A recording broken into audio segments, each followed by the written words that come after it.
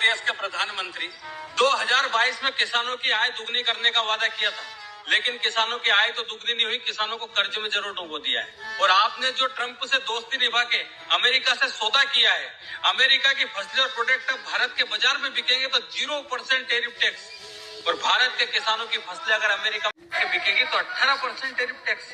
ये कहाँ का न्याय है?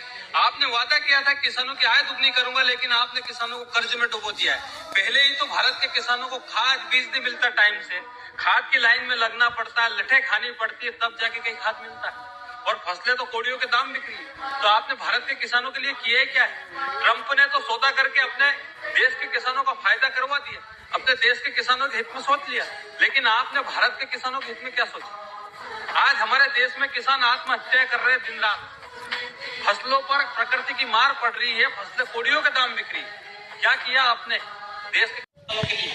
किसानों के गले पे आपने छुरी घोंपी है, किसानों के पेट पे आपने लात मारी है सौदा कर। और जो लोग नेताओं के आगे पीछे घूमते रहते हैं अपनी नेतागिरी चमकाने के लिए, उनसे मैं एक बात कहना चाहता हूँ कि जितनी मेहनत आप अपनी नेतागिरी चमकाने के लिए, अपने नेताओं को जिताने के लिए करते हो, इतनी अगर मेहनत आप किसान की फसल के लिए करते तो आज किसान को सरकार के सामने नहीं झुकना पड़ता, सरकार को किसान के सामने झुकना पड़ता। जब देश में किल्लत होगी अनाज की और किसान आत्महत्या कर लेंगे,